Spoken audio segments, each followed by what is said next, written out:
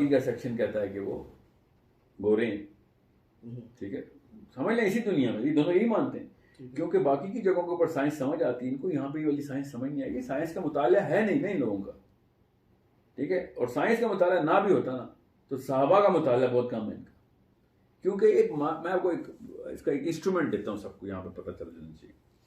हजरत काब बिन अहबार ने कहा, काब अहबार लेटर सहाबी हैं, हजरत माविया के दौर में, ही वाज इनसाइड मदीना, ही हजरत माविया रज़ियल्लाहु अन्हु को भी मना भी किया था ये वाली बातें ना किया। उन्होंने क्या बातें करते होते, वो दज्जाल की ना इंटरप्रिटेशन कर देते थे।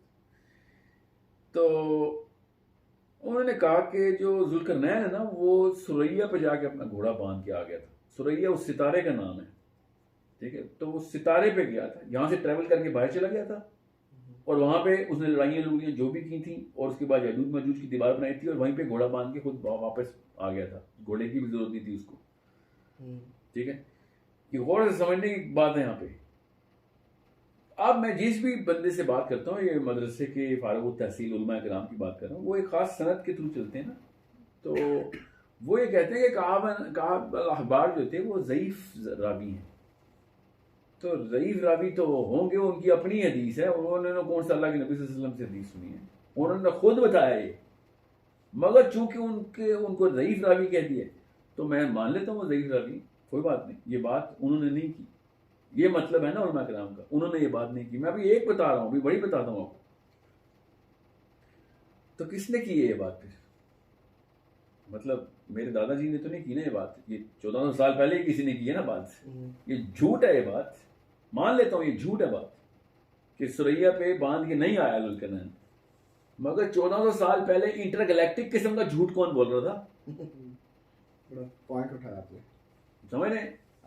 इसका मतलब ये बात तो तय है कि हदीस अगर ज़ईफ है भी उनकी, मगर इंटरगैलेक्टिक ही मतलब लेते थे सहाबा का साहबी, और ये बात सही लिखी है फिर हज़रत ज़ैद बिन असलम ने कि ये आम सी बात थी उनके लिए इंटरगैलेक्टिक होना। अब मैं आता हूँ मुस्तनद बात पे, ताकि कोई बंदा इस तरह की जिरा ना करे। पिछली दफा भी लेक्चर रिलीज किया था, लोग कहते थे बातिल बातें हो रही।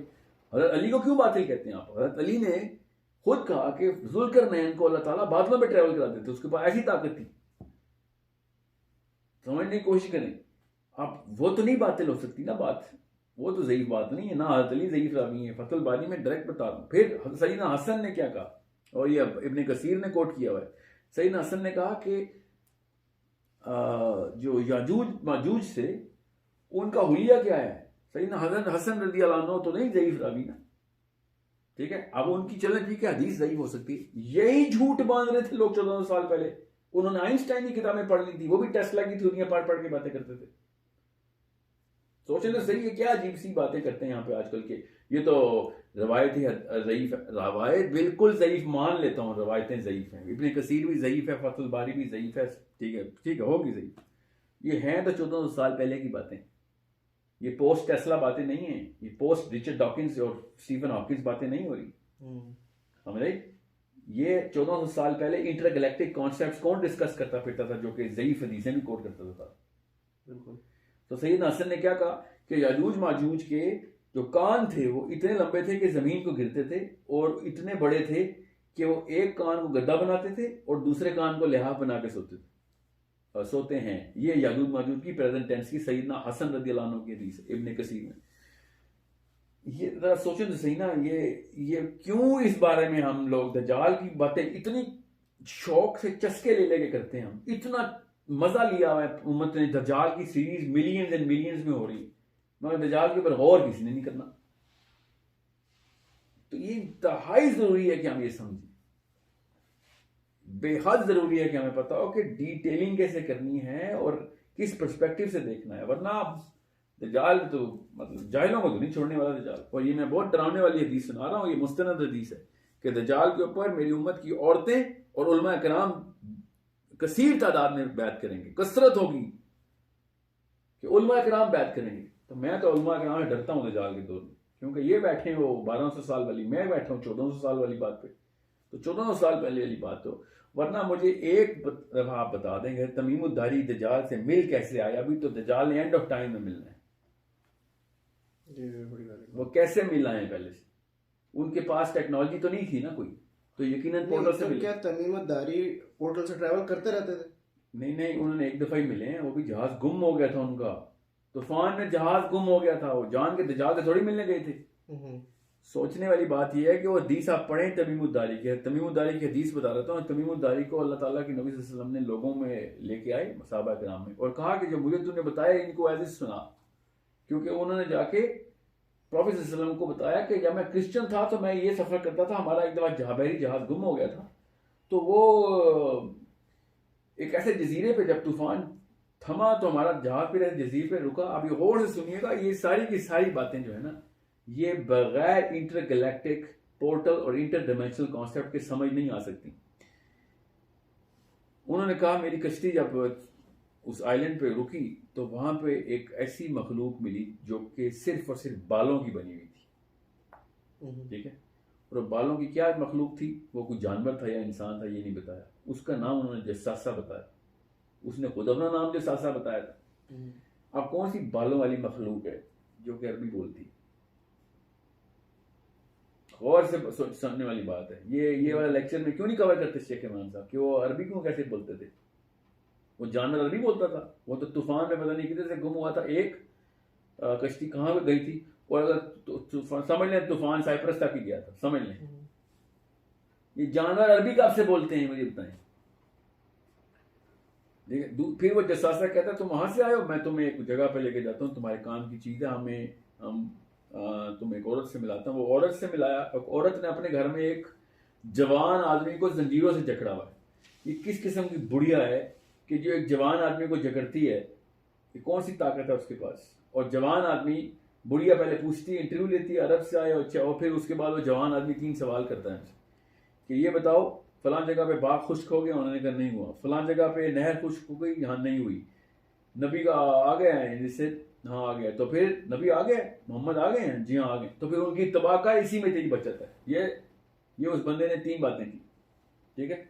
अब बाय द वे वो दोनों खुश्क हो चुके हैं, वो बाग भी और वो जॉर्डन का, और वो सॉरी मैंने क्यों खुश्क करा दी नहर, वो फरात का पानी उन्होंने पूछा था, ठीक है, तजलाया फरात का। तो कहानी क्या है? सवाल ये नहीं है कि उसने क्या पूछा क्या नहीं, सवाल ये है वो किधर से आया उधर, एक उस वक्त में कैसे पाया गया। साहबा ने ये क्यों नहीं कहा कि या रसूल सल्लम ये तो एंड ऑफ टाइम में आना था, आपने तो आपकी तो नाउज़ बात में यहाँ पे शुरू में कैसे आ गया वो? साहबा ने क्यों नहीं कहा? क्योंकि साहबा को पता था, बताया गया था प्रॉफेट सल्लम की तरफ से कि आना वो एंड ऑफ टाइम नहीं है, मगर ताकतें उसकी देखो। ये सारी कॉन्सेप्ट साहबा के थे, ठीक है। ये हदीस सुना रहा हूं आपको, अल्लाह के नबी सल्लल्लाहु अलैहि वसल्लम दर्स इरशाद फरमा रहे हैं, साहबी मजलिस में बैठे हुए, इतने में इंतहाई ऊंचे धमाके की आवाज आती, और साहबा कहते हैं इसरा में हो, अरब की जमीन पे दर्स हो रहा है। साहबा कहते हैं या रसूल सल्लम ये कहाँ की आवाज है, किसकी आवाज थी? तो अल्लाह के नबी सल्लल्लाहु अलैहि वसल्लम ने इरशाद फरमाया कि अल्लाह ने 70 साल पहले एक पत्थर हाविया के मुंह पे नीचे सरकाया था, आज जाके बेस में लगा उसकी, ये उसकी आवाज है। मैं और आप बैठे हो तो पता क्या पूछेंगे कि या रसूल सल्लम दोज़ख कितनी दूर है जो आवाज इधर आई है, क्योंकि हमारे इलाके में ये दोज़ख, समझ रहे? ये वाले सवाल साहबा पता क्यों नहीं कर रहे थे? ये सारे कॉन्सेप्ट साहबा को क्लियर थे। जन्नत जमीन से 70 साल के फासले पे आपको कोई ये वाली बात करके दिखाए और मैं से उसमें हदीस है कॉन्सेप्ट निकाल लूं, तो आपने एस्ट्रोनॉमी नहीं निकालनी इसमें से। जैसी हदीस आती है हम अचानक नाउज़ बिल्लाह पता नहीं कौन से साइकोलॉजी में देखते हैं अरब को। ये अरब को सब पता था। और हज़रत उमर के यहाँ एक दौर में एक बच्चे के यहाँ साहबी के यहाँ बच्चा पैदा हुआ, तो उसने उनका नाम ज़ुल्करनैन रख दिया बच्चे का। और उमर को खबर हुई तो उन्होंने कहा कि क्या इंसानी नाम खत्म हो गए थे जो तूने फरिश्ते का नाम रख दिए? ज़ुल्करनैन को फरिश्ता मानते हैं हम, हमारे उलमा किराम ने तो नहीं कहा कि फरिश्ता है। ये क्यों नहीं बताते हमारे उलमा किराम के उमर बिन खत्ताब फरिश्ता मानता था ज़ुल्करनैन को?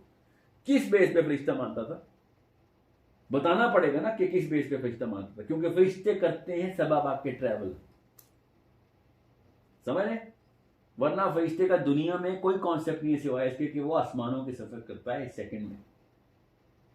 और क्या करता है फरिश्ता? हज़रत अली भी कह रहे हैं कि वो बादलों पे ट्रैवल कर रहा है, हज़रत उमर कह रहे हैं फरिश्ता है, ज़ैद बिन असलम कह रहे हैं कि सबब आसमान भी जाने वाले रास्ते हैं, ठीक है। काब बिन अखबार कह रहे हैं सुरैया पे ज़ुल्करनैन घोड़ा बांध के आया। आपको क्यों समझ नहीं आ रही? ये सारे सूरह काफ की सारी बातें इंटरगैलेक्टिक क्यों है? तमीमुद्दारी दज्जाल से मिल के आए हैं, वो फ्यूचर की प्रोफेसी बता रहा है दज्जाल उनको बैठ के, ये भी खुश्क होगा, फरात खुश्क होगा, बाग खुश्क होगा, मोहम्मद सल्लल्लाहु अलैहि वसल्लम आएंगे। ये सब फ्यूचर की टेंस उसे कैसे पता है? क्योंकि वो देखभाल के आता है ना। फिर हदीस पता क्या है कि एक बांझ औरत और एक बांझ आदमी के यहाँ 30 साल बाद बच्चा पैदा होगा, वो है दज्जाल। ठीक है, अभी उसने पैदा होना है, मगर वो तमीमुद्दारी से जवानी में मिल के आया। सो ये कॉन्सेप्ट हम लोगों को पता नहीं क्यों, बस वो मौलवी साहब ने जो जिस तरीके से पढ़ा आगे पढ़ा देते हैं। ना मैथमेटिक्स की सेंस है मौलवी साहब को, ना फिजिक्स की सेंस है, ना ही करंट अफेयर्स की सेंस है। आप मैथमेटिक्स के प्रोफेसर होने की जरूरत नहीं है पोर्टल तक जाने की। 8-8 साल के बच्चे पोर्टल की बातें करते हैं। बिल्कुल, अब तो ऐसा ही है, अब तो ऐसा ही है बिल्कुल। जी हाँ, तो अब मैं क्या कहूँ, फिर इतना मदरसे की मोटी दीवार है कि वो इधर की आवाज नहीं सुन सकता कि उसके घर के साथ वाला बच्चा इस वक्त यूट्यूब के ऊपर ब्लैक होल्स के ऊपर साइंटिफिक एविडेंसेस ढूंढने की कोशिश कर रहा है। इतनी मोटी दीवार है मदरसे की। मतलब इल्म से अगर किसी ने जान की आंखें बंद करनी हो ना तो फिर ठीक है, क्योंकि मैं साइंस के थ्रू नहीं बताना चाह रहा हूँ मुसलमानों को, मैं सहाबा कराम के थ्रू बताना चाह रहा हूँ, अल्लाह के नबी अलैहि सलाम के थ्रू बताना चाह रहा हूँ कि सूरह काफ कैसे देखनी है। ये तो गुनाह कबीरा में से एक कबीरा है कि जान की आंखें बंद की जाएंगे। नहीं, मेरे मौलवी साहब ने कहा था इसलिए छोड़ दो। जहां पे भी हज़रत उमर की बात लिखी है, हज़रत अली की बात लिखी है, मैं नहीं मानता, मेरे मौलवी साहब ने नहीं बताई तो है ही नहीं। ये तो शुद्धम रूप ने आंखें बस बंद की हुई और मुझे वायरल कर रहे हैं, वो व्हाट्सएप कर रहे हैं कि ये देखो वायरल हो गई वो मसाया की सीरीज नेटफ्लिक्स पे। सोचें तो सही ना, अब बेवकूफों के नरगे के अंदर ऐसी बातें ही सीरियस ली जाएंगी ना कि मसाया की सीरीज नेटफ्लिक्स पे वायरल हो रही है। तो क्या करूं मैं मसाया की सीरीज वायरल? जो चीजें वायरल करनी थी वो वायरल की नहीं। सैयदना हसन की हदीस वायरल करते ना, सैयदना अली की हदीस वायरल करते, सैयदना उमर की हदीस वायरल करते। आपने अभी एक बात की है, क्या दज्जाल ने अभी पैदा होना है या पैदा हो चुका है? पैदा होना है सर, जिस तरह हजरत ईसा ने अभी आना है ना, दज्जाल ने भी आना है। ये तो आखिरी दौर की निशानियों में से एक है। नहीं, लेकिन फिर वो उस टाइम पे किस तरीके से एग्जिस्ट करता है? टाइम ट्रेवल कैसे एग्जिस्ट करता है? टाइम ट्रेवल का क्या कॉन्सेप्ट है? मैं अगर पास में चला जाऊं, ठीक है, टाइम ट्रेवल का समझ लें वो टेक्नोलॉजी, मैं पास में चला 1910 में चला गया अपने दादा हजूर से मिलने। मैं मिला तो उन्होंने कहना अभी तो तूने पैदा होना, तो झूठ बोला, तो मेरा पोता नहीं, तूने तो अभी पैदा होना है, अभी तो मेरा बेटा भी नहीं पैदा हुआ, तू कह रहा मैं तेरा पोता हूँ। बेसिक्स समझने की कोशिश करें। इसका लीनियर डायग्राम है सर, डायमेंशंस की, फिजिक्स की, टाइम की, और टाइम को ऊपर से। अब टाइम डायलेशन हमें कॉन्सेप्ट क्लियर है हमारे, अब हमें पता है। कैसे हमें पता है? ये कोई मैं कहानियां पढ़ के या एवेंजर फिल्मों से नहीं बता रहा हूँ। स्पेस स्टेशन के ऊपर घड़ी किसी और तरीके से चलती है, जमीन पे किसी और तरीके से चलती है। स्पेस स्टेशन ज्यादा दूर नहीं, ऊपर हमारे वाला जो स्पेस स्टेशन है। Time dilation is not a magical phenomena, it's a law of physics. Gravity से जितना दूर होंगे टाइम उतना स्लो ट्रैवल करेगा, फिर किसी और की ग्रेविटी को जाएगा, और उसकी ग्रेविटी हमसे भी ज्यादा हुई तो उधर ज्यादा ट्रैवल करेगा, हम स्लो ट्रैवल कर रहे होंगे। अब दिस आर बेसिक्स, इस बारे में किसी भी शक में मत जाएं। ग्रेविटी के कॉन्सेप्ट को मानते हैं मगर टाइम ट्रैवल और टाइम डायलेशन को नहीं मानते। टाइम डायलेशन ग्रेविटी का ही कॉन्सेप्ट है, या फिर टाइम को ही नहीं मानते, फिर छोड़ें, फिर घड़ियां तोड़ें बैठ के अपनी। एक और अभी आपने बात की याजूज माजूज का जिक्र किया कि उनके कान बहुत लंबे थे, क्या वो इंसानी मखलूक नहीं? क्योंकि देखें, इंसानी मखलूक सिर्फ हमारी शक्ल की नहीं है, ये बात समझना पड़ेगा आपको। फतहुल बारी में ही लिखा हुआ है कि आदम अलैहिस्सलाम के सीमन जमीन पे गिरा, उस मिट्टी से सीमन ने रिएक्शन करके याजूज माजूज बनाए। तो है तो आदम के स्पर्म से निकले हुए, औलाद आदम में आएंगे। और इसी मट्टी नहीं, ये वाली मिट्टी देखें, ये भी अच्छा कॉन्सेप्ट आपको बता दूं। ये जब भी कुरान पाक में अर्द का लफ्ज इस्तेमाल होता है ना, अर्द का, ये हमारे मौलवी ने उसको जमीन बोल दिया। अल्लाह ताला ने जब जमीन हमारे प्लेनेट की बात की है, उसको अर्द नहीं कहा, उसको दुनिया कहा है। अल्लाह का लफ्ज है दुनिया, अरबी का लफ्ज है, कुरान पाक में है, रब्बना आतिना फिद दुनिया हसना व फिल आखिरति हसना मुज़य्यना समा दुनिया, सूरह मुल्क में, कि हमने इस दुनिया के सूरज को सितारों से मुज़य्यन किया। समझ रहे? जमीन के आसमान को नहीं कहा अल्लाह ने। अल्लाह को भी पता है जमीन का मतलब एक general concept of all planets है। तो जब अल्लाह ने कहा ना कि खलक़ सबअ समावाति वल अर्द, तो अल्लाह ताला ने कहा तमाम प्लैनेट्स मैंने, जो अर्थ का जो क्ले का कॉन्सेप्ट है, जहां जहां पे भी है, वो मैंने 7 दिन में बनाया। हम समझते हैं हमारा प्लैनेट अल्लाह ने 7 दिन में बनाया। प्लैनेट की क्या हमने इतनी बड़ी औकात कर दी कि अल्लाह ताला सारे आसमान बनाएंगे 7 दिन में, और हमारी जमीन का एक प्लैनेट 7 दिन। हमसे ज्यादा तो जुपिटर में टाइम लगना चाहिए, समझ रहे? सो या तो मार्स को भी डिलीट कर दें, मार्स भी कोई चीज़ नहीं है, ठीक है। 7 दिन में ज़मीन बनी है तो मार्स कितने दिनों में बना होगा? ये दिमाग क्यों ज़बरदस्ती कंफ्यूजन डाली हुई हमने, बस आंखें बंद करने की, अब किसी ने ठान ली हो ना। दज्जाल ने आंखें खोली हैं और ये लोगों ने समझना है कि नबी है या अल्लाह है, क्योंकि उलमा किराम की बैत होनी है। मैं अभी बता दूं, सूरह अल्लाह के नबी सल्लल्लाहु अलैहि वसल्लम ने कह दिया कि औरतें और उलमा किराम बैत करेंगे उस पर।